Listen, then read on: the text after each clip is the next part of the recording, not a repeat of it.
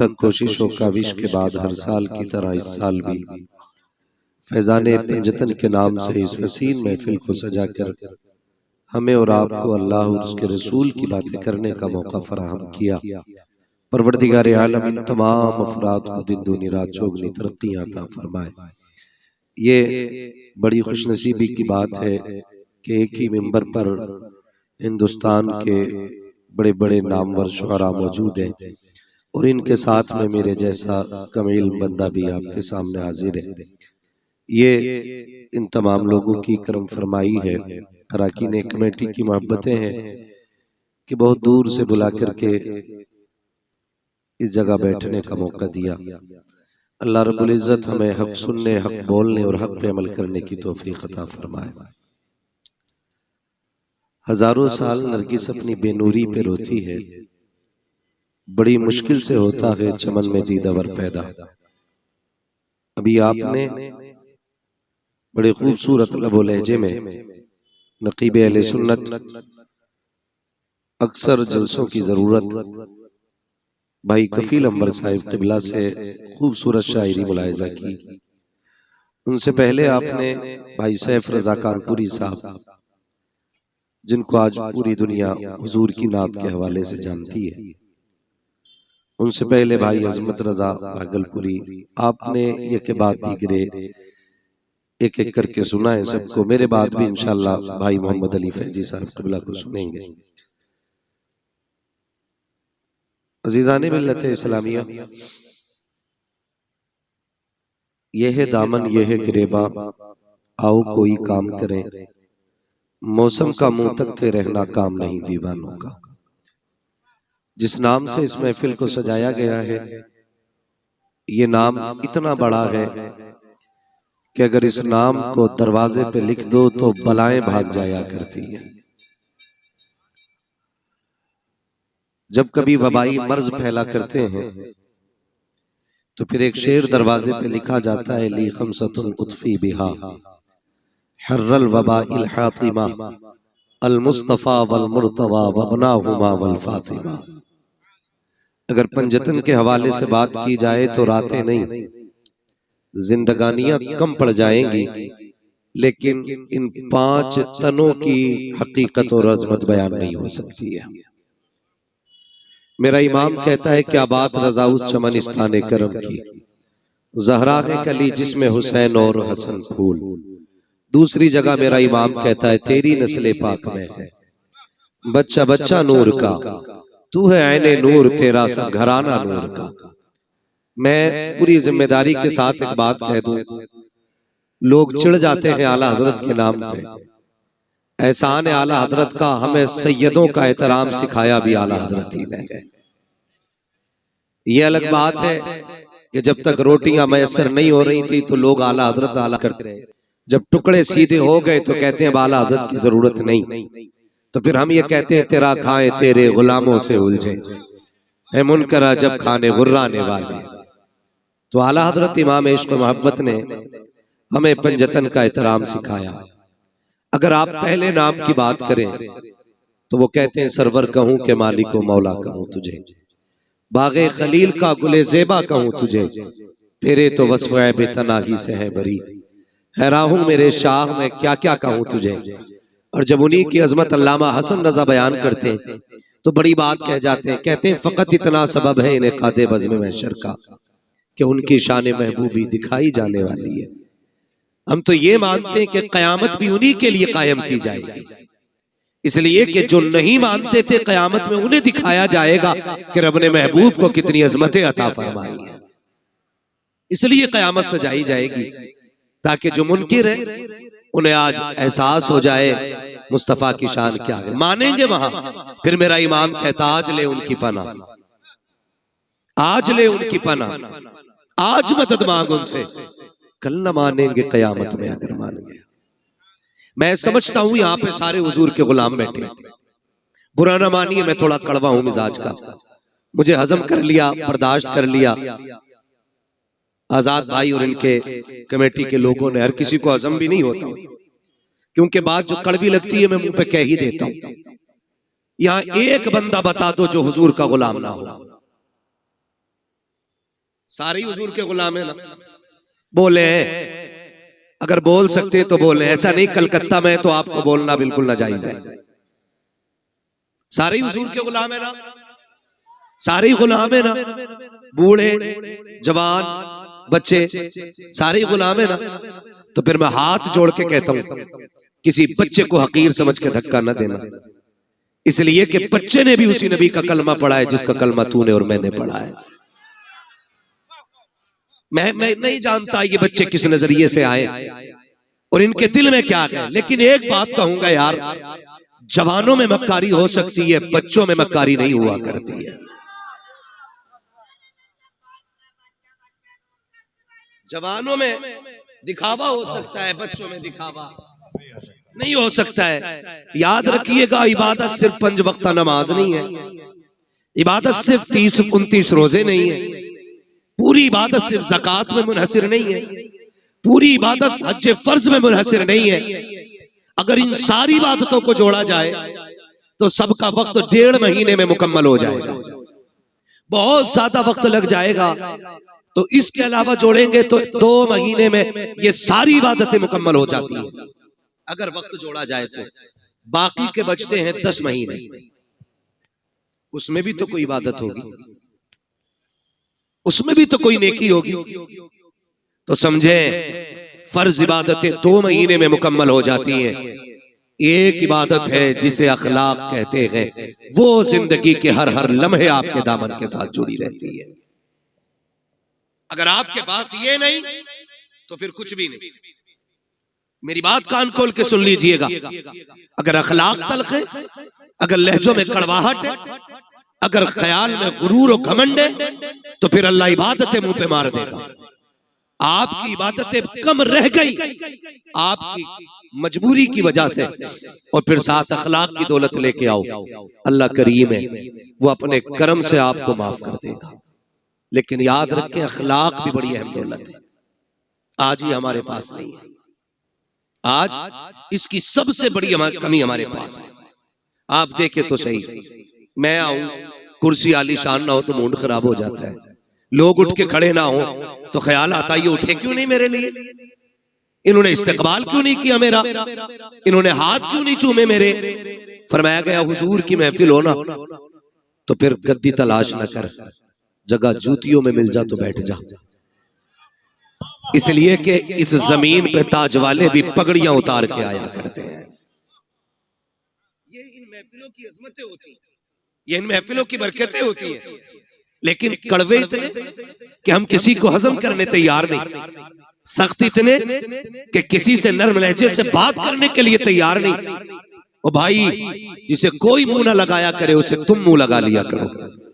इसलिए फरमाया गया, जो किसी का टूटा दिल जोड़ देगा अल्लाह उसे बेहिसाब जन्नत अता फरमा देगा। यार अच्छों से तो सब बात करते हैं ना, जिनके लहजे खूबसूरत होते हैं उन्हें तो सब सुनना चाहते हैं, जिनकी बातों में मिठास होती है उन्हें तो हर तरह बर्दाश्त किया जाता है। मजा तो तब है ना जब किसी ऐसे से बात की जाए जिससे कोई बात करने तैयार ना हो।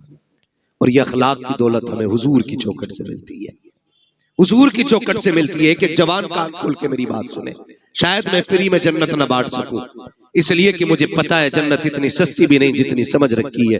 जन्नत सस्ती होती तो बिलाल कोड़े न खाते, जन्नत सस्ती होती तो करबला में 72 शहीद ना होते, जन्नत सस्ती होती तो हुजूर के चचा कलेजा निकलवाते।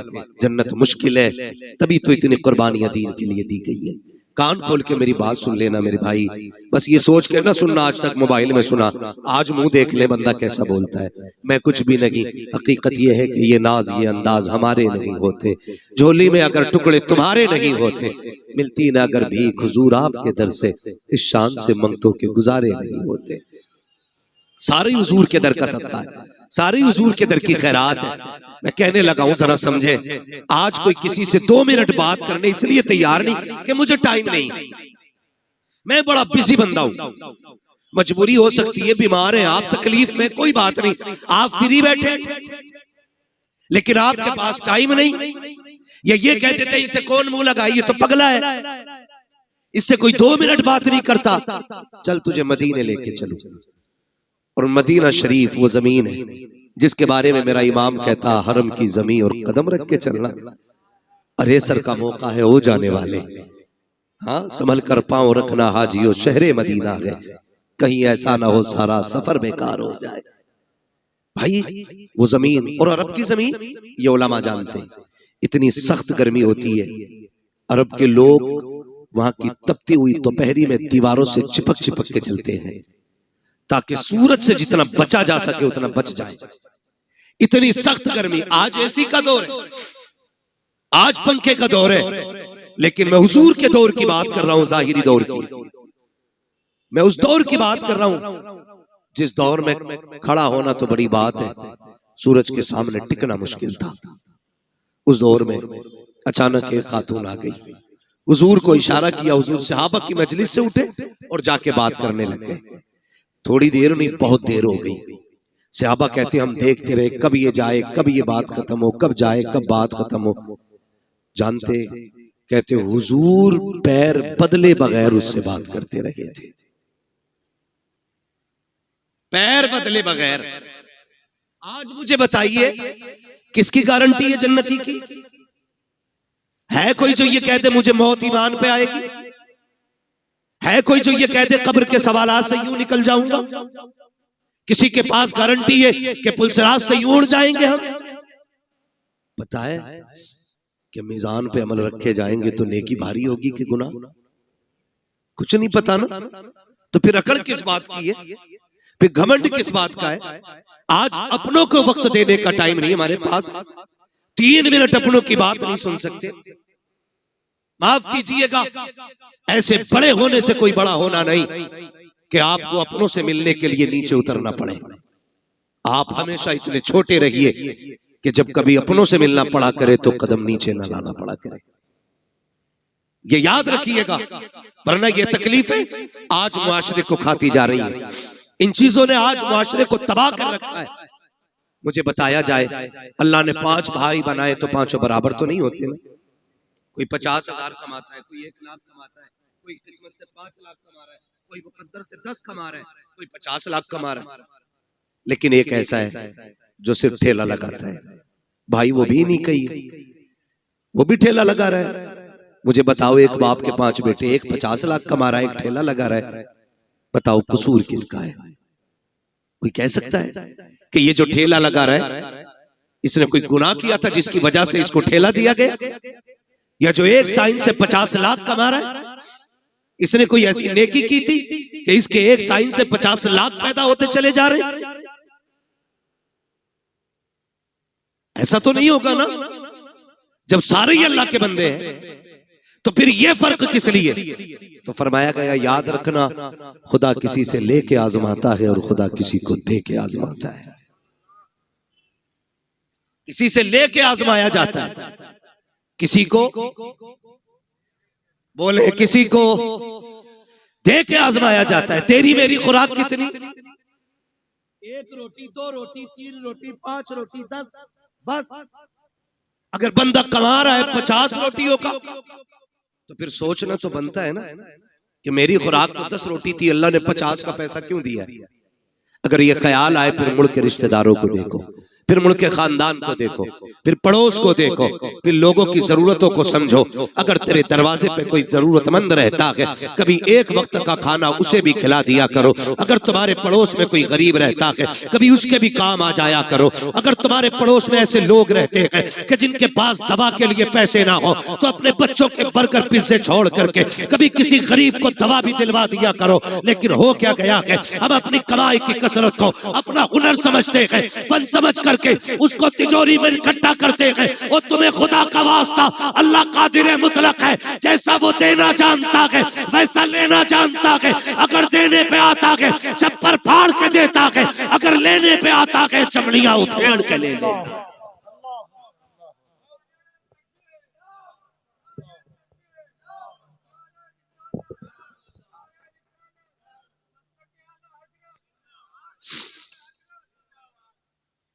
ये सबसे ज्यादा जरूरी है कि हम अपने पड़ोसी के दर्द को समझें, हम अपने जरूरतमंद भाई को देखें। कसम खुदा की ये बहुत बड़ी नेकी थी, लेकिन नहीं जी, आज तो बोटी अपने घर खाता है और खिलाल पड़ोसी के सामने जाके करता है। क्यों? कि आज पाए तोड़ के आ रहा हूं, आज पाए तोड़े, आज मैंने चिकन खाया, आज मैंने मटन खाया। इस्लाम क्या कहता है? मेरे नबी ने फरमाया तुम्हें इजाजत नहीं है कि तुमने अगर हड्डी वाला गोश्त खाया हो तो अपने दस्तरखान की हड्डी अपने दरवाजे पे डालो, कहीं ऐसा ना हो तुम्हारे पड़ोस में कोई गरीब रहता हो और उसके बच्चों की निगाह हड्डियों पे पड़ गई और उनका दिल अगर कह गया काश हम भी गोश्त खाते और बच्चों के बाप की हैसियत नहीं हुई गोश्त खिलाने की, तो फरमाया गरीब का दिल टूट जाता। हमारा इस्लाम तो पड़ोसियों के सामने हड्डी डालने की इजाजत नहीं देता। हम तो खिलाल इसलिए करते हैं ताकि मेरे चर्चे होने चाहिए, इसके दस्तरखान का आला खाना होता है, इसके बच्चे अच्छे से अच्छे खाया करते हैं। और तुम्हें खुदा का वास्ता हुजूर के दिए हुए दीन को समझने की कोशिश करें, पहचाने हमारा तरीका क्या होना चाहिए। आज हालात ये है कि नामवरी के लिए हम करोड़ों रुपए बेटों की शादियों में तो उड़ा दिया करते हैं, लेकिन जरूरतमंद लोग जाकर के हॉस्पिटल में देखो 2-2 रुपए की दवा के लिए तरसते रहते हैं। काश उन्हें वक्त पे पैसा मिल जाता, शायद किसी को हार्ट की गोली मिल जाती, किसी का ब्रेन हेमरेज होने से बच जाता, किसी की किडनी बच जाती, लेकिन करे क्या? हमें सिर्फ अपना नजर आया, इसलिए कौम का बेड़ा करत होता जा रहा है और हमने सारी जन्नत सिर्फ मस्जिदों में जाके ढूंढी है। और तुम्हें खुदा का वास्ता मस्जिदों में भी जाया करो, लेकिन कभी कभी हॉस्पिटल चले जाया करो। हो सकता है तेरे 100 रुपए से किसी गरीब की जान बच जाए। खुदा की कसम, अगर ऐसा हो गया काबे वाला भी राजी हो जाएगा, मदीने वाला भी।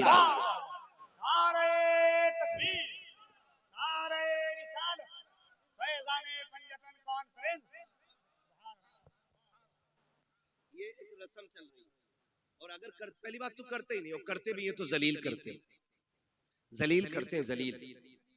मैं 2-3 फोन मोहम्मद अली भाई आए कि आपको बुलाना चाह रहे हैं। क्यों? कहा हम इज्तिमाई शादी करेंगे इस बार। इज्तिमाई शादियां करें, अच्छी बात है, लेकिन कुछ अगले ही दिन ना, जिस दिन इज्तिमाई शादी थी, फोन पे अब तो सारी खबरें चलती, फोटो आ गया अखबार, 20 बच्चियां दुल्हन बनी, उन 20 बच्चियों के फोटो थे। मैं पूछना चाहता हूं, ये जो इज्तिमाई निकाह की लोग रस्में करते हैं ना, रस्में क्यों? ताकि किसी गरीब का भला हो जाए, यही तो नियत होती है। बोले हैं और होनी भी चाहिए, लेकिन आप फोटो देखो ना, कसम खुदा की एक बच्ची का मुंह पर नहीं था उठा हुआ। आप हमें बताएं, कभी किसी गरीब को जलील करने से पहले हमें ये ख्याल क्यों नहीं आता कि इसी लाइन में कल मेरी बेटी भी तो हो सकती है?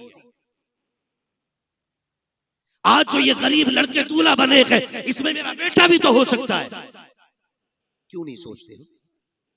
अल्लाह के लिए बईद नहीं। समझे जरा, सोचे, अल्लाह कादिर मुतलक है। अगर किसी की बात ना गवार गुजर जाए ना, तो जब वो जमीन में घुसेड़ता है ना, तो कोई बचाने वाला नसीब नहीं होता है। हुए नाम वर्बे निशा कैसे कैसे, जमीन खा गई आसमां कैसे कैसे।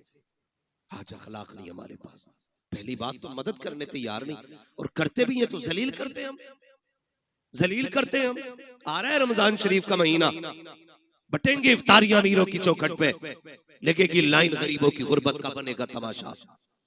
बच्चियों को 2-2 घंटे धूप में बैठाया जाएगा, बेवाएं आके सुबह से लाइन में लग जाएंगी। सेठ साहब सहरी खा के जब सोएंगे ना, तो 12 बजे से पहले उठेंगे नहीं वो।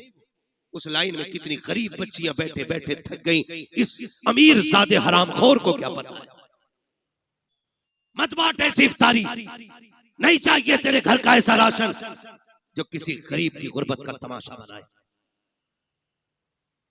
बटेंगे कपड़े गरीबों को, कोई कहेगा सेठ साहब की तरफ से इफ्तारी का पैकेज है, कोई कहेगा फला अमीर की तरफ से इफ्तारी का इंतजाम है, कोई कहेगा फला की तरफ से ये सहरी का इंतजाम है। तुझे क्या पता है? तुम जानते हो, हमने देखा है जब किसी गरीब को इफ्तारी का सामान दिया जाता है या सहरी के पैकेज दिए जाते हैं, उन माओं के साथ छोटे बच्चे भी आया करते हैं, उन माओं के साथ ना समझ बच्चे भी आते हैं, लेकिन इतना तो वो भी समझते हैं कि हमें खैरत आ रही है। एक तस्वीर, एक वीडियो देखी, कसम खुदा की पैर के नीचे की जमीन निकल गई। कफील भाई अल्लाह किसी को इतना अमीर न करे कि जब वो गरीब की गुर्बत का तमाशा बनाए। तो बच्चे भूखे खड़े थे, किसी ने देने के लिए कुछ उनकी तरफ हाथ बढ़ाया, जब बच्चों ने लेने के लिए हाथ आगे किया, एक बच्ची की निगाह कैमरे पे पड़ गई। बहन भाई खड़े थे, जैसी कैमरे को देखा बहन ने उस तोहफे से हाथ पीछे कर लिए। छोटे छोटे बच्चे थे, मुंह मोड़ के चले गए। मैं सोचने लग गया, या अल्लाह इन बच्चों को भी गैरत आती है, लेकिन इन बेगैरतों को गैरत क्यों नहीं आई। जब बच्ची के सामने कैमरा आया, उसने मुंह फेर लिया और उसने ये सोचा होगा हम फाके तो रह सकते हैं लेकिन इज्जत का सौदा नहीं करेंगे। खुदा के वास्ते किसी की इज्जत को पमाल ना करना, अगर देना है रात के अंधेरे में देना, अल्लाह तेरी कब्र के अंधेरे को उजाले में बदल डाले।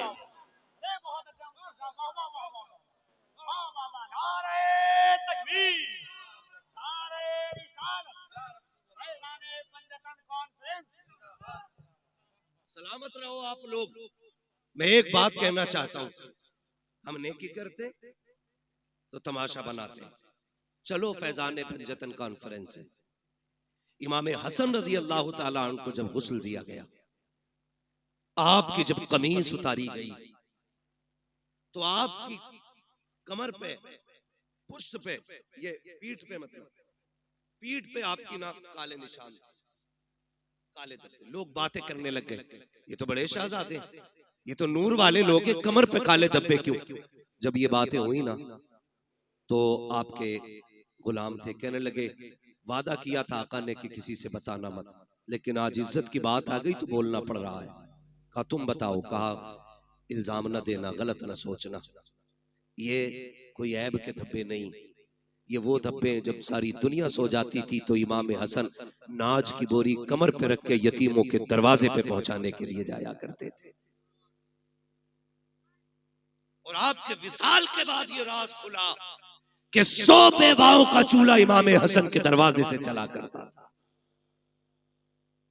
100 यतीमों का चूल्हा इमाम हसन की चौखट से चलता था। एक दिन ना आपके शहजादे ने कहा अब्बा ये बोरी मैं पहुंचा दूं। फरमाने लगे ना बेटे, ये किसी का राज है, राज रहने दे। उन्होंने अपने बच्चों से भी राज नहीं खोले। आज हम तमाशे बना देते हैं, तमाशे बना देते हैं, जलील करते हैं। पैगंबर का अखलाक देखे, हुजूर के इस अखलाक ने पूरी दुनिया में इनकलाब पैदा किया।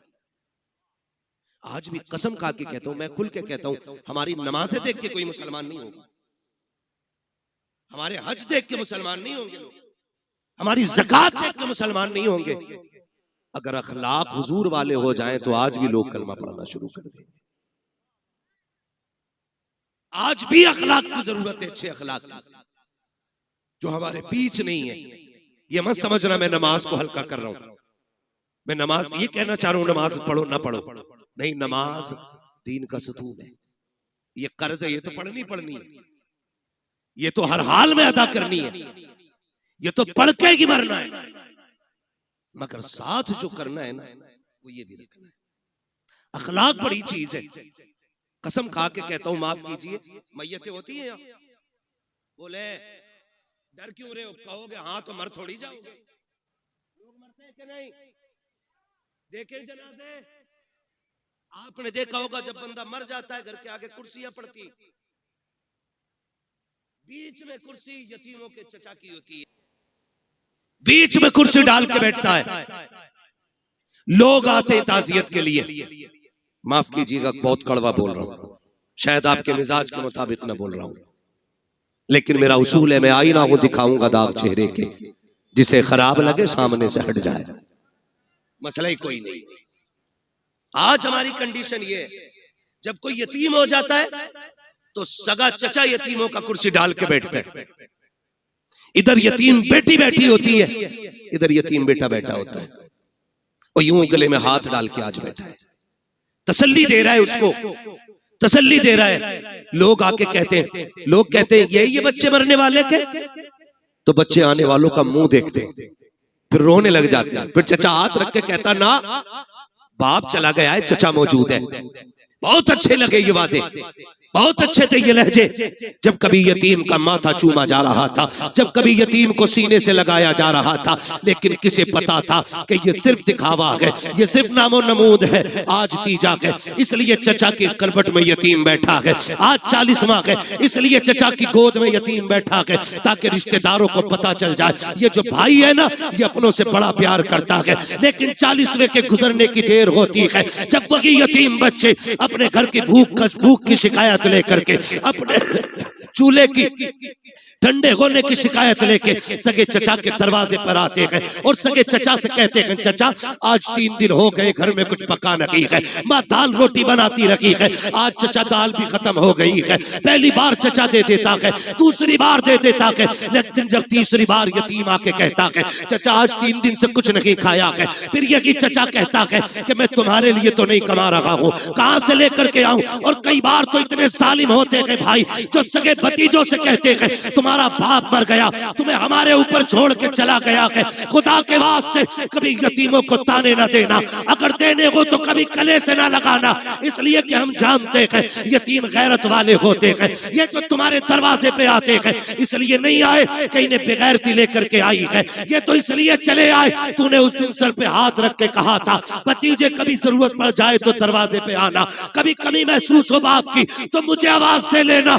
आज धक्के ना दे, या तो कल सीने से ना लगाता, या आज धक्के ना दे, तुझे क्या पता यतीमी का दर्द क्या होता है, तू क्या जाने बाप की जुदाई का दाग क्या होता है। उनसे पूछो जिन्होंने बाप को कब्रिस्तान पहुंचा दिया है, खुदा की कसम जब ईद आती है जमाना हंसता है, यतीम रोया करते हैं, जब बकरीद आती है जमाना मुस्कुराता है, यतीम रोया करते हैं। खुदा की कसम सेगरा बंधना बड़ी बात है, अगर बाप ना हो जमाना मुस्कुराता है, यतीम रोया करते हैं। तुम्हें क्या पता यतीमी दाग क्या है, यतीमी कहते किसे है। आ तुझे कहानी बताऊं, मुस्तफा जाने रहमत का दौर है, ऐलान नबुव्वत का इब्तदाई हिस्सा है, आका करीम ने ऐलान नबुव्वत किया है, अल्लाहु अकबर, इस्लाम हक्कानियत की बुनियाद पे फैल रहा है। उसी दौर में मक्के की धरती पर हाल ये था कि जहां जमीन भी पत्थर की थी, लोगों के दिल भी पत्थर के थे, कोई किसी के दर्द को समझने तैयार ना था, हालात बड़े नागुफ्ता भी ही थी। उसी दौर के अंदर एक बच्चा खुदा की कसम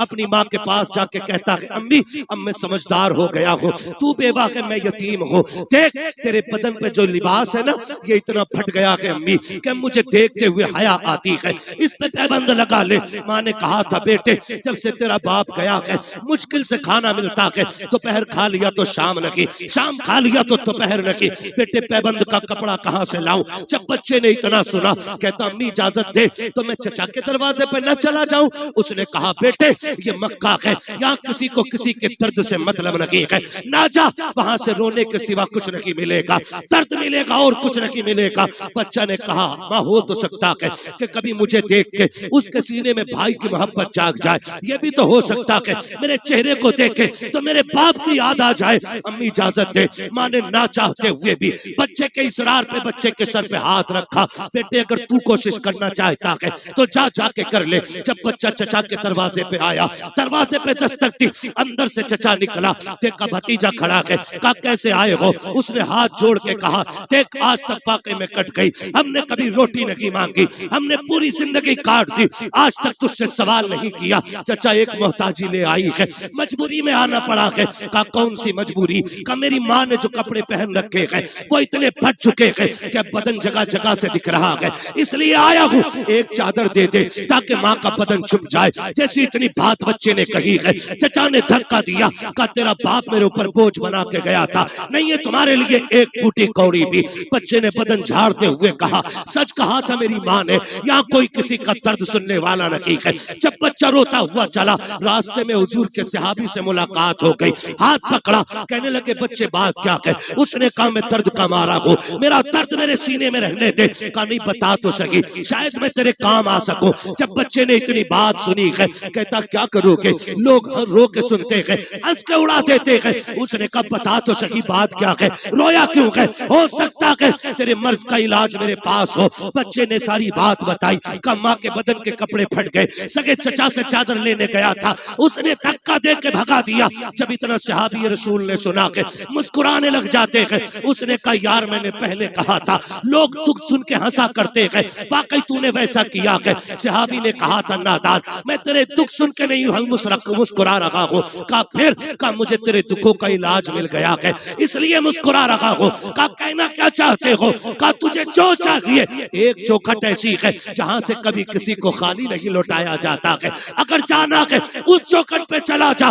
बच्चे ने कहा चौखट किसकी है? कहा उसे मोहम्मद रसूलुल्लाह कहा जाता है। कहा किस महल में रहता है? कहा महल तो नहीं, चला जा खुदा के हरम में बैठा होगा, जाके उससे मांग लेना। बच्चा माँ का फरमाबरदार था, उसने कहा ऐसे नहीं जाऊंगा, पहले माँ से इजाजत लूंगा। अब बच्चा घर आया है, कभी रो रहा है कभी मुस्कुरा रहा है। माँ ने हाथ पकड़ के कहा था ओ बेटे बात क्या है, चादर नहीं लाया और रो क्यों रहा है, हंस क्यों रहा है? बच्चे ने कहा था माँ जब चचा का सितम देखता हो तो रोना आता है, लेकिन एक सखी की खबर सुनता हो तो मुस्कुराना आ जाता है। कहा बेटे कहना क्या चाहते हो? का एक सखी का पता मिला है, सुना के वहां से कोई खाली नहीं जाता है, अगर माँ इजाजत दे तो उससे चादर मांग लाऊं। माँ ने कहा बेटे क्या नाम है उसका? कहा उसे मोहम्मद इब्ने अब्दुल्ला कहा जाता है। माँ ने कहा ना बेटे उसकी चौखट पे न जाना, सुना के जो उससे बात कर लेता है उसी का हो जाता है, सुना के जो उसे देख लेता है उसी के गीत गाने शुरू कर देता है।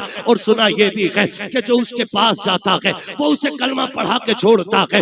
जब बच्चे ने इतना सुना कहा था अम्मी तेरे सर की कसम खा के कहता हूँ इजाजत दे, मैं तेरा लाल हूँ, मैं कलमा नहीं पढ़ूंगा, अगर चादर ऐसे ही देंगे तो ले आऊंगा, लेकिन चादर के बदले में कलमा नहीं पढ़ूंगा। माँ ने कहा ठीक है फिर चला जा, लेकिन कलमा नहीं पढ़ना है। बच्चा आया दौड़ करके, मुस्तफा हरम में बैठे हैं, उसने आके कहा था या मोहम्मद इब्ने अब्दुल्ला। जैसी बच्चे ने इतनी आवाज दी है, नबी के तेवर नहीं बदले हैं, नबी के चेहरे पे शिकन नहीं आई थी।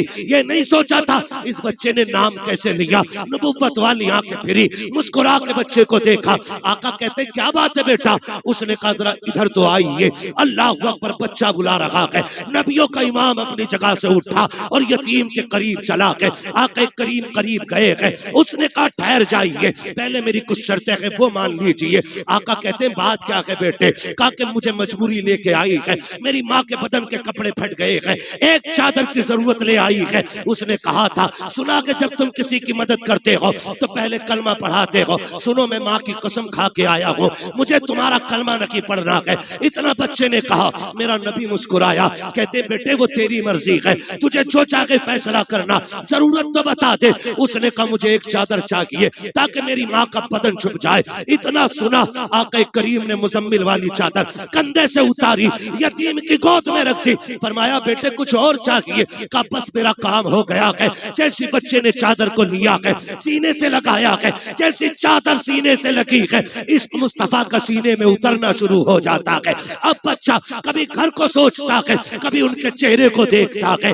कभी घर की तरफ सोचता है, कभी चेहरे को सोचता है। अल्लाह अकबर, बच्चे ने चेहरा फेंका, फेरा घर की तरफ दौड़ लगा दी। जैसी दरवाजे पे गया, माँ इंतजार में खड़ी थी। उसने कहा बेटे ले आया चादर? कहा हाँ। कहा बेटे पहले बता तूने कलमा तो नहीं पढ़ा उनका? बच्चा कहता है माँ तेरे सर की कसम, कौन कहता है कि वो जबरदस्ती कलमा पढ़ाते हैं? मैंने जाके उनसे ये कहा था मुझे तुम्हारा कलमा नहीं पढ़ना है, उन्होंने कहा वो तेरी मर्जी है, जरूरत बता। तो अगर मैंने चादर का नाम लिया, उन्होंने अपने कंधे की उतार के दे दी। जब इतना सुना के माँ चादर को पकड़ के रोकने लग गई। उसने कहा पगले सिर्फ चादर लेके आया है, उस नबी का दीन क्यों नहीं लेके आया?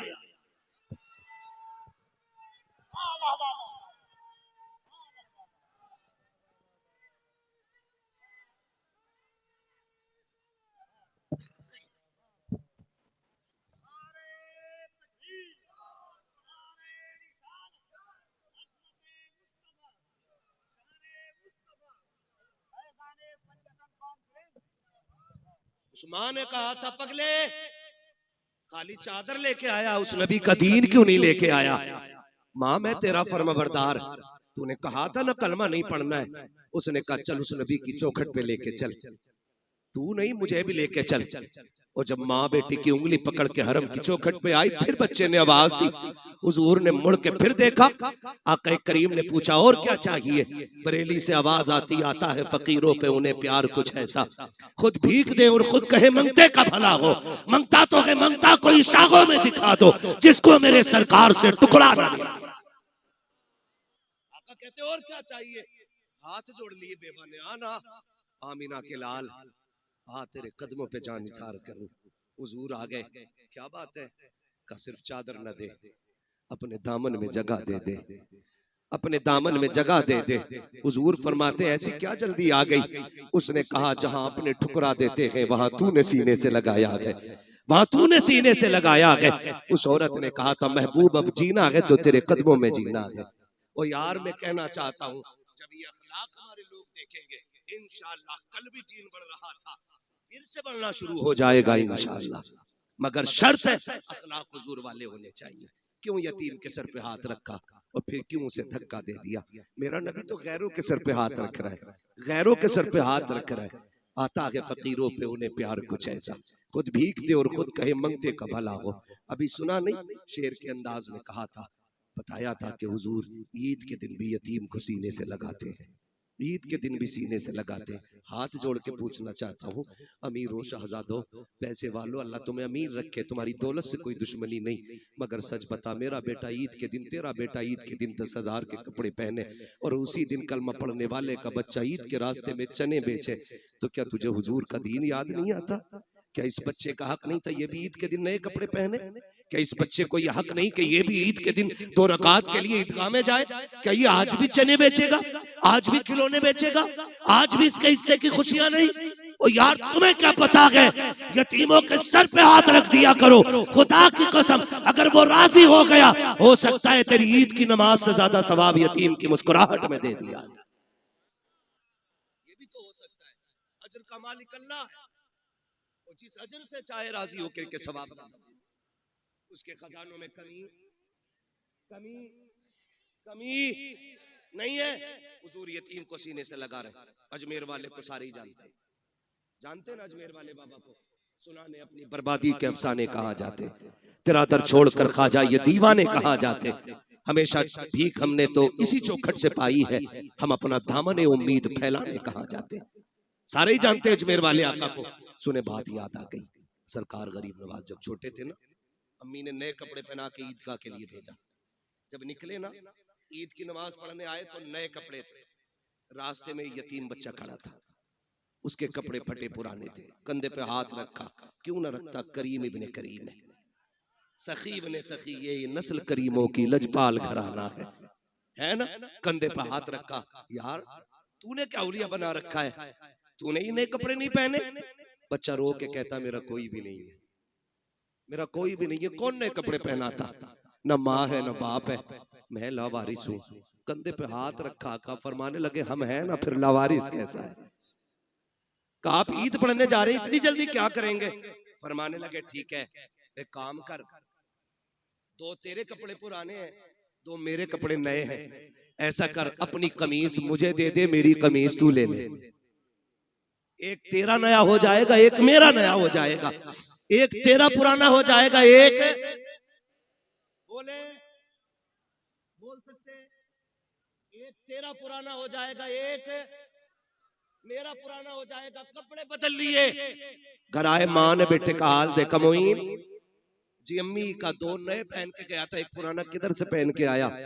अम्मी एक गरीब खड़ा था, उस पे कपड़े नहीं थे, उसकी कमीज मैंने ले ली और अपनी कमीज उसे दे दी थी। तब माँ ने कहा था मेरे लाल तू बड़ा गरीब नवाज है।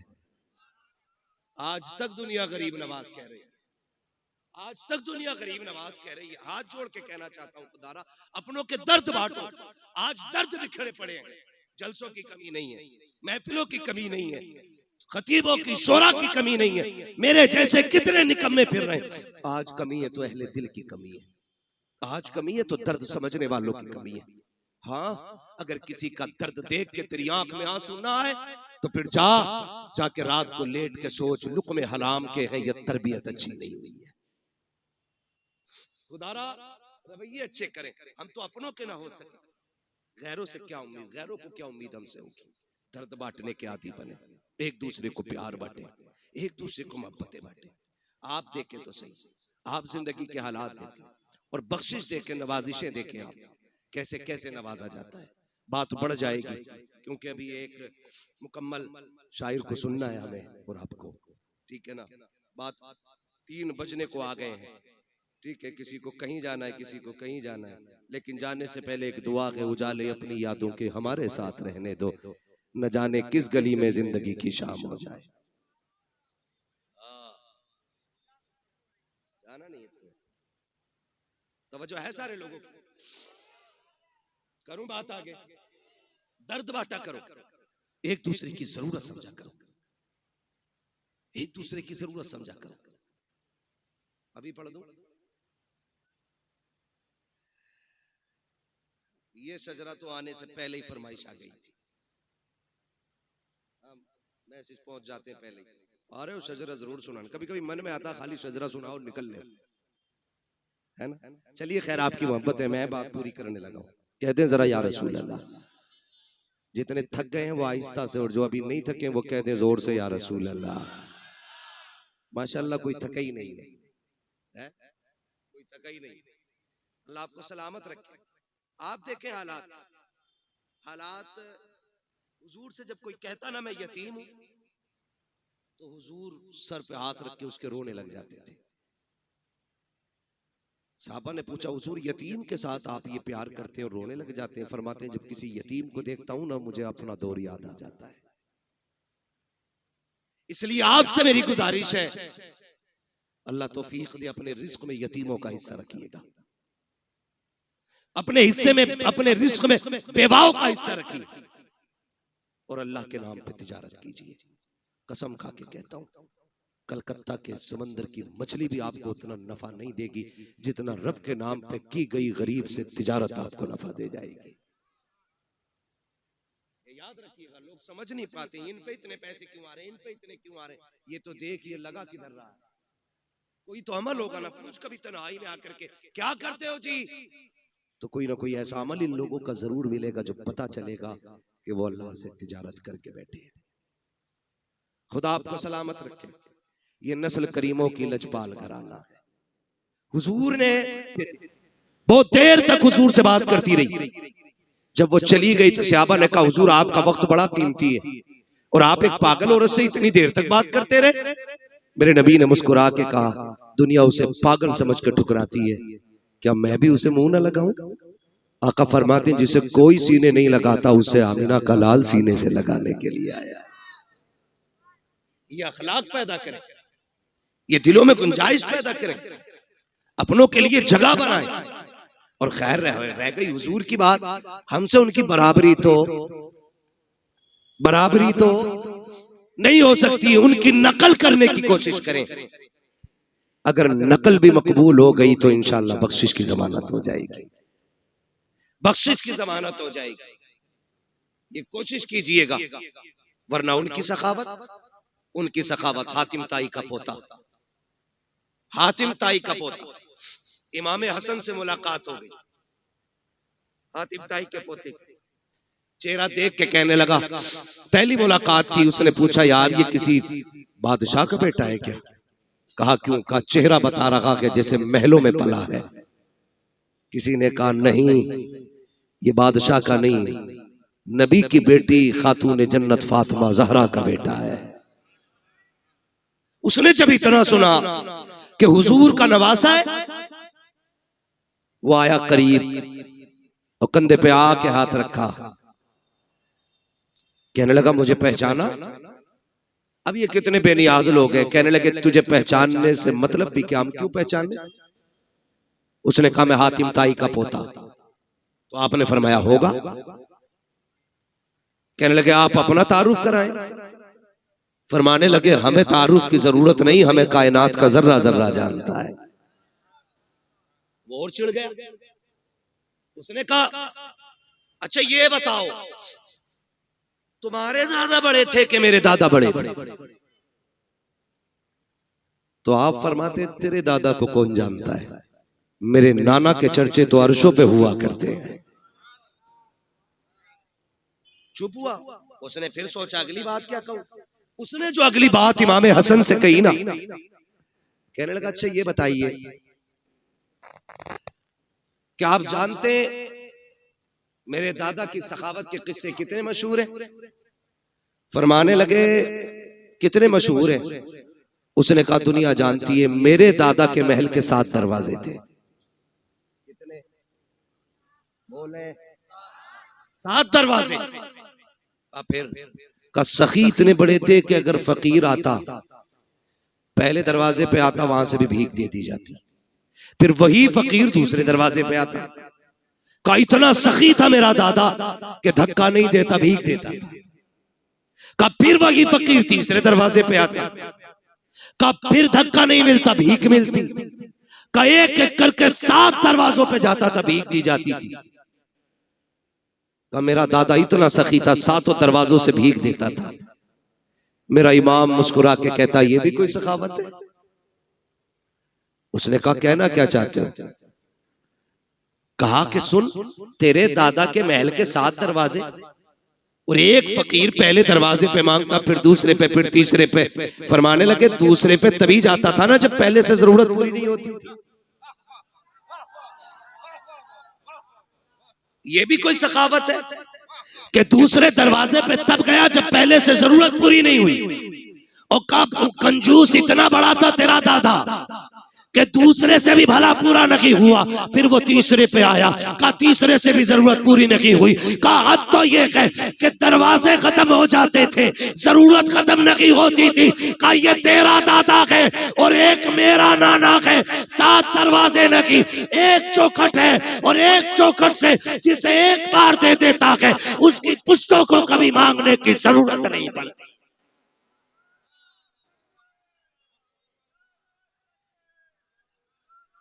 नारे तकबीर, नारे रिसालत, फैज़ाने पंजतन कॉन्फ्रेंस। कौन देता है देने को मुंह चाहिए, देने वाला है सच्चा, देने वाला है सच्चा हमारा नबी। आखिरी बात अर्ज कर दो, तवज्जो है। अल्लाह से हुजूर का सदका मांगे। फक्र फाका भूख तंगदस्ती कभी आ जाए तो हराम की तरफ हाथ नहीं बढ़ाएंगे इंशाअल्लाह। सारे वादा करें इंशाअल्लाह कभी हराम की तरफ हाथ नहीं बढ़ाएंगे। फाका कर लेंगे, फाका कर लेना। फाका करना ऐब नहीं है, हराम का एक दाना खाना भी ऐब होता है। जिस तरह गलत दवा डालने से फसल तबाह हो जाती है, उसी तरह गलत रोजी खिलाने से नस्ल तबाह हो जाती है। इसलिए कभी हराम नहीं खाना। हलाल की बरकत ही अलग होती है। हलाल के लुक्मे खाने वालों की नस्लें कभी फरीद बनती हैं, कभी निजाम बनती हैं, कभी बख्तियारे काकी बनती हैं, कभी साबिरे कलियरी बनती हैं, कभी अहमद रजा बनती है, कभी मुस्तफा रजा बनती है। हाँ, ये हलाल खाने वालों की नस्लों की बरकत। जो हलाल खाते गए ये उनके लुक्मों की अल्लाह ने बरकतें रखी हैं। और यहाँ तो सारी सरकारें सुरकाही के मानने वाले लोग बैठे है ना। सरकारें सुरकाही नहीं तशरीफ लेकर के गए, सफर करते थे तांगे से, घोड़े से गए, उतरे और किसी मुरीद ने घोड़ा लिया, कहीं बांध दिया। अब हजरत की तो मेहमान नवाजी चली रही थी। किसी ने सोचा लाओ हजरत के घोड़े को भी चारा डाल दे। तो वही पास के खेत से ना कुछ काटा और डाल दिया। थोड़ी देर बाद हजरत को खबर पहुंची, घोड़ा बीमार हो गया। आप आए, देखा, कहने लगे बताओ बांधा किसने था? यहाँ किसने बांधा था? ला करके हुजूर फला ने बांधा था। कहा इसे खिलाया क्या था? कहा हुजूर इसे चारा डाला था। चारा कहाँ से लाए थे? कहा खेत से काटा था। कहा पूछा था मालिक से? कहा नहीं। फरमाते बस मेरे घोड़े को कोई बीमारी नहीं लगी है। कहते पूरी जिंदगी ना मैंने हराम का खाया है ना मेरे घोड़े ने हराम का खाया है। कहते हैं ये जो बीमारी समझ रहे हो ना, ये बीमारी उस हराम हरियाली की है जो बिना इजाजत तुमने मेरे घोड़े को खिला डाला।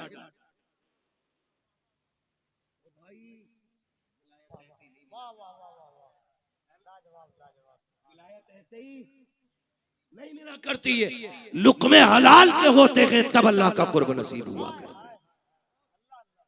करेंगे इंशाअल्लाह, कोशिश करेंगे इंशाअल्लाह। हलाल खाएंगे, हलाल कमाएंगे। रज़ाक कौन है? सारे बोलो कौन? रोजी कौन देता है? अल्लाह। जिसे ना मिलती है हुजूर का वसीला दे के मांगे, इतनी मिलेगी कि नस्लों का गुजारा हो जाएगा। हाँ, आला हजरत ने सिखाया वही रब है जिसने तुझको हमतन करम बनाया, हमें भीख मांगने को तेरा आस्था बताया। तुझे हमद है खुदाया, तुझे हमद है खुदाया। वो कवारी पाके मरियम व नफख्तु फीह का दम है अजब निशान आजम मगर आमिना का जाया। वही सबसे अफजल आया, वही सबसे अफजल आया। तुझे हमद है खुदाया, तुझे हमद है खुदाया। यही बोले सिदरा वाले ये चमने जहां के ठाले, सभी मैंने छान डाले तेरे पाए का न पाया। तुझे यक ने यक बनाया, तुझे यक ने यक बनाया। तुझे हमद है खुदाया, तुझे हमद है खुदाया। मांगेंगे अल्लाह से हलाल रोजी की तौफीक इंशाअल्लाह। हाँ, बस फरमाइश रह गई है मेरे भाई की, ठीक है ना। मैंने 3 बजे 1 घंटा मैंने जो फर्ज है ना खतीब का वो मैंने, ठीक है। उसके बाद ऊपर को तो फिर उसकी तरफ से इनाम होता है, ठीक है ना। खुदा आपको सलामत रखे। ये हमारे बड़े जिम्मेदार लोग हैं, ये वो लोग हैं कि जो बिना किसी लालच में हुजूर की महफिल में आए बैठे हैं। और इन्हीं के साथ साथ आप भी वो लोग हैं जो सिर्फ इसलिए आए बैठे हैं। हर एक तो दिल की तमन्ना होगी, सुना है आप हर आशिक के घर तशरीफ लाते हैं, मेरे घर में भी हो जाए चरागा। हाँ, आपने पंजतन के नाम से महफिल से जाइए। इस मोहब्बत का तज़किरा मैं क्या करूं, बस इतना समझे। मेरे हुजूर ने फरमाया था लोगों अली से प्यार करना, मेरे अली की आल से प्यार करना। हुजूर क्यों फरमाया? मेरे अली की मोहब्बत तुम्हें कब्र में भी काम आएगी, हश्र में भी काम आएगी, फुलसिरात में भी काम आएगी और मीज़ान में भी काम आएगी। ये मेरे हुजूर ने खुद फरमाया। तो ये पंजतन मैंने नाम लिए, और ये कितना बड़ा नाम है, जिस नाम को लो तो सिर्फ सर नहीं दिल भी झुक जाया करते हैं। सैयदा तय्यबा ताहिरा आबिदा जाहिदा रक़िया तक़िया राकिया साजिदा जाहिदा सैयदा खातून जन्नत सैयदा फातिमा ज़हरा रज़ी अल्लाह तआला अन्हा। ये भी एक बहुत बड़ा नाम इस पंजतन में शामिल है। अलग अलग अगर बात करूं तो अब फिर 1 घंटा और चाहिए। अभी मैंने सिर्फ हुजूर पे बात की है, और हुजूर के भी करम पे बात नहीं की है, सिर्फ हुजूर की अखलाक की एक झलक की मैंने आपके सामने बात की है। हाँ, मेरा महबूब सर से लेके पैर तक अखलाक का मरकज बन के आया है, मरकज बन के आया है। एक एक बात पे महीने नहीं सालों गुजर जाएंगे। आखिर में यही कहना पड़ेगा, जिंदगी खत्म हुई और कलम सूख गए, तेरे औसाफ का एक बाप भी पूरा ना हुआ। हाँ, मेरे जैसे 1400 साल से कितने आए और आकर के चले गए और आके जाते रहेंगे, लेकिन हुजूर के जिक्र का हक कमा हक हुआ अदा नहीं हो सकता है। मेरी पूरी तकरीर ये थी कि हमें हुजूर के अखलाक का एक पल ये लेना है कि हमें इंशाअल्लाह गरीब यतीमों की दिखावे के लिए नहीं, रब की रजा के लिए मदद करेंगे इंशाअल्लाह। हाँ, वरना पड़े पे गैरत होती। एक केला 5 लोग। फोटो मैंने देखा बरेली शरीफ में, खानका के अंदर का मसला था। सुभानी मियां क्या बैठे हुए थे, याद आ गई कोई बात की तो अखबार वाले आए हुए थे। जैसी फोटो खींचने की बारी आई ना, तो लोगों ने ये नहीं देखा कि सज्जादा नशीन बैठे हुए हैं, फोटो के चक्कर में उनके ऊपर चढ़ गए। उन्होंने गुस्से में कहा, सालिमो इतना लालच फोटो खिंचवाने का है? फिर कहने लगे ये कौम इतनी जालिम हो गई है, फोटो के चक्कर में अगर आला हजरत पे भी चलना पड़े तो ये चढ़ के फोटो खिंचवा लेंगे। ये शोहरतों की भूख है जो किसी गरीब की गुर्बत का तमाशा बना देती है। मुट्ठी बंद करके दे, तेरा क्या जाता है? और जो तू दे रहा है माँ के पेट से लेके तो पैदा नहीं हुआ, ये दिया किसने? बोले सारे, किसने दिया? अल्लाह ने दिया। कभी यतीम देखा करो तो ये सोच के सर पे हाथ फेर दिया करो, शुक्र है अल्लाह ने मेरे बच्चों के सर पे उसके बाप का साया रखा है। ये भी तो हो सकता था उसका बाप जिंदा होता और तेरे बच्चे यतीम होके गलियों में टहल रहे होते।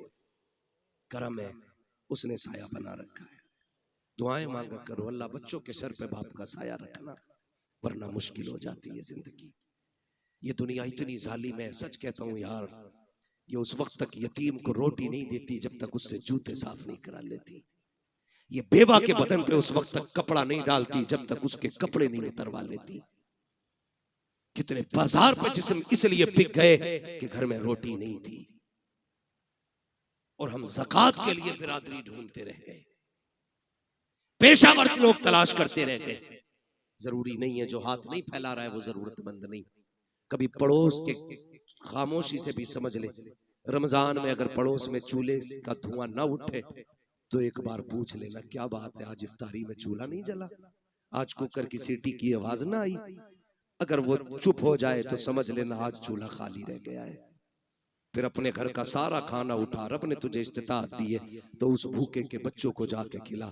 कसम खुदा की हम खाएंगे गंदगी बन के निकल जाएगा, यतीम गरीब खाएंगे हल्का लुकमा हलक से उतरेगा, दुआ बन के अल्लाह के अर्श से जाके टकरा जाएगा। ये कोशिश करनी है इंशाअल्लाह। ये आज मेरी पूरी तकरीर का इतना निचोड़ है, जितना मैंने कह दिया करेंगे इंशाअल्लाह, और रोजी भी खाएंगे तो हलाल खाएंगे इंशाअल्लाह। उम्मीद है यहाँ जितने बैठे हैं हलाल वाले बैठे होंगे, इसलिए कि हुजूर की महफिल में हराम खाने वाले नहीं आया करते। यही उम्मीद की जाए ना। अब ठीक है, जिन्हें शजरा सुनना जरा बोल दे सुभान अल्लाह। इतनी जोर से कहने पे तो मैं नमाज जनाजा नहीं पढ़ाऊंगा। आप तो शजरे की बात कर रहे हो, ऑपरेटर साहब ईमानदारी से अब इसकी आवाज बढ़ा दो, है ना, वरना हमारी आवाज इतनी घट जाएगी कि मौलवी कम हो जाएगा। बोले जरा, इधर वाले लोग ये ना समझे आप बाहर बैठे, आप भी हुजूर की महफिल में बैठे, आप भी हुजूर की महफिल में बैठे, आप भी बोले जरा सुभान अल्लाह। पता लगना चाहिए ना सारे हुजूर के गुलाम बैठे, है ना। तो आजाद भाई तो पता नहीं किधर होंगे, लेकिन मसला कोई नहीं, मुझे पता है उसको छुट्टी ना मिली जिसने सबक याद किया। कहा था मकतब इश्क का अंदाज निराला देखा, उसको छुट्टी ना मिली जिसने सबक याद किया। ठीक है ना, उल्टा ही हो जाता। अक्सर जो है ना दावत करने वाला बांटने वाला भूखा रह जाता है, कभी साके कभी फाके, कभी अकेला ही बैठा रह जाता है और कभी सारी बांटने में खत्म हो जाती है। तो जिम्मेदारी बड़ी चीज होती है, बड़ी चीज होती है। अल्लाह इन्हें सलामत रखे।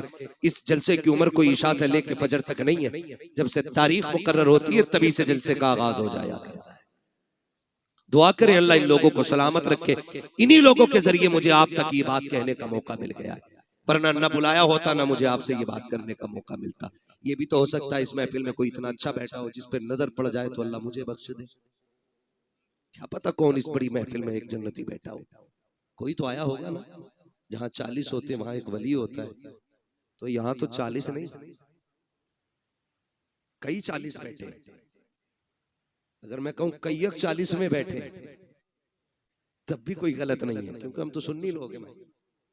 हमारा उम्र 40वां है तो फिर महफिल में 40वां क्यों नहीं होगा, है ना। नहीं मत बुलाओ बेचारों को, काम में लगा रहने दो, बस मुझे शजरा पढ़ना। अब जरा बोल दे सुभान अल्लाह। भाई मोहम्मद अली फैजी साहब पढ़ेंगे, ये याद रखिएगा। तो इतनी भी बचा के ना रखो कि सारी फैजी साहब को आवाज दे दो, कुछ हमारे कहने पे भी निकाल लो। जरा आप बोल दे सुभान अल्लाह। अच्छा ये चालाकी तो नहीं है कि पिंडाल से अलग बैठो, कोई सुभान अल्लाह ना कहना पड़ जाए। इन्हें कैमरे को देख के ऐसी फीलिंग आ रही है जैसे कि हम किसी कॉन्फ्रेंस में आए हैं और देश के मुद्दे पे अहम बात करनी है। मैंने पहले ही कहा था इन्हें साइड में रखा करो, कसम से ये इतनी बड़ी दीवार बन जाती है कि महफिल की सारी रौनक ही खत्म हो जाती है। ये साइड में रहनी चाहिए, आइंदा कभी सामने ना होना, वरना फिर बीच में उठवाया जाएगा तो फिर अच्छे नहीं लगोगे। उनकी तरह तुम्हें भी बोरिया लेके टहलना पड़े, ठीक है ना। बोल सकते तो बोले सुभान अल्लाह और जोर से।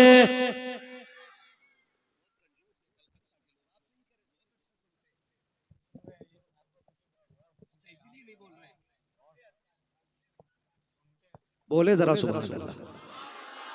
अच्छा, सुनने का मतलब ये कि सुने पे अमल किया जाए। मैं बोलने कह रहा हूं तो ये चुप रह रहे हैं, इसका मतलब सुन ही नहीं रहे। दिल से सुन रहे, कानों से सुनिए। बोले जरा सुभान अल्लाह। आदम के बेटे शीश, मेरा हाथ का इशारा हो तो समझ जाना मौलवी सांस लेना चाह रहा है। उस सांस के चक्कर में तुम्हें सुभान अल्लाह की सीधी बात है जी। तुम सुभान अल्लाह कहोगे, मुझे सांस लेने का मौका मिल जाएगा। उसी की आड़ में हम सांस ले लेंगे, अल्लाह राजी होगा, आपको नेकी मिलेंगी। और जब आपको मिलेंगी वो इतना करीम है, फिर अपना भी ना काम हो ही जाएगा। साथ ना छोड़िए, मैं नमाज जनाजा नहीं पढ़ा रहा हूँ कि तकबीर पूरी करके रुकूंगा। मैं शजरा पढ़ रहा हूँ, जहां आप छोड़ देंगे वहां से मैं छोड़ दूंगा। ये बिल्ले वाले बता रहे हैं कि शायद यही कमेटी वाले बैठे है ना। आज पंजतन महफिल वाले लोग हैं, इंशाअल्लाह कयामत में पंजतन से प्यार करने वाले कह के उठाए जाएंगे, है ना। बोले जरा सुभान अल्लाह। आदम के बेटे शीश, पीछे वालों घर से खा के भी आए हो या खाली लंगर के सहारे आए हो? भूख लग रही है तो मशवरा मानना, घर से खा के भी आया करो ताकि सुभान अल्लाह कहने की ताकत बनी रहा करे, है ना। अब जो खा के आए सिर्फ वही बोले सुभान अल्लाह। आदम के बेटे शीश, शीश के बेटे यानस, यानस के बेटे कैनान, कैनान के बेटे मेलाइल, मेलाइल के बेटे ब्यारत, ब्यारत के बेटे इदरीस, इदरीस के बेटे मुतवशिक, मुतवशिक के बेटे लबकनेक नाम, लबकनेक नाम के बेटे नूह, नूह के बेटे साम, साम के बेटे जुला, जुलात के बेटे शालिक, शालिक के बेटे आबिर, आबिर के बेटे दाता, दाता के बेटे रावा, रावा के बेटे सारू, सारू के बेटे नाखुर, नाखुर के बेटे तारिक, तारिक के बेटे इब्राहिम खलीलुल्लाह, इब्राहिम खलीलुल्लाह के बेटे इस्माइल ज़बीहुल्लाह, इस्माइल ज़बीहुल्लाह के बेटे केदार, केदार के बेटे अवाम, अवाम के बेटे हमल, हमल के बेटे साबित, साबित के बेटे सलमान, सलमान के बेटे रईसा, रईसा के बेटे इलियासा, इलियासा के बेटे औद, औद के बेटे हव्वा, हव्वा के बेटे अदनान, अदनान के बेटे मोहित, मोहित के बेटे नदार, नदार के बेटे मुदिर, मुदिर के बेटे इलियास, इलियास के बेटे मुदरिका, मुदरिका के बेटे खदीमा, खदीमा के बेटे किनाना, किनाना के बेटे नदर, नदर के बेटे मालिक, मालिक के बेटे फार, फार के बेटे गालिब, गालिब के बेटे लुई, लुई के बेटे काब, काब के बेटे मुर्रा, मुर्रा के बेटे किलाब, किलाब के बेटे कुसई, कुसई के बेटे अब्दे मनाफ, अब्दे मनाफ के बेटे हाशिम गए, हाशिम के बेटे अब्दुल मुत्तलिब गए, अब्दुल मुत्तलिब के बेटे अब्दुल्लाह गए, अब्दुल्लाह के बेटे मोहम्मदुर रसूलुल्लाह।